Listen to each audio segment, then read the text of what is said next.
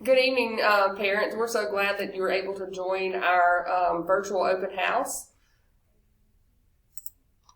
We have our teachers here with us. We have Miss Robichaux, who is a science and social studies teacher. We have Miss Pulley, who is the reading teacher. We have Miss Johnson, who is the math teacher. And we have Miss Hirsch, the language arts teacher.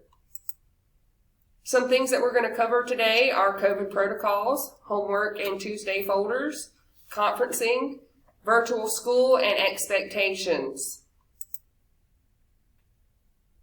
COVID protocols that we cover at school.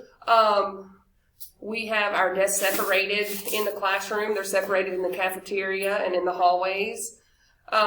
Students are able to wash their hands several times a day. We have hand sanitizer stations. We also have water filling stations that they can fill their water bottles up, so please make sure they have those. Please encourage your students to wear the masks correctly in the classroom and on the bus. Each week on Monday, your child will receive their math weekly homework assignment to be completed each night. Also, we would like for each student to read for at least 20 minutes each day their AR book. 20 minutes or longer. Please check your child's Tuesday folder each week, where we include the weekly newsletter, important notes, and other information.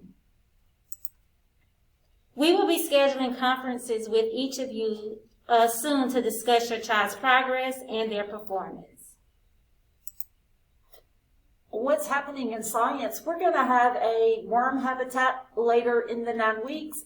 And next 9 weeks, we're going to be growing some wheat under different conditions to see how those conditions affect photosynthesis. For virtual school, if your child has to go virtual, all of their supplies will be in the office and you can pick those supplies up there. They should follow the schedule that's given to them, and we have some guidelines for when they are on virtual. Some of the guidelines are their mics need to be muted. They need to show their faces. They need to raise their hand if they have questions that need to be asked.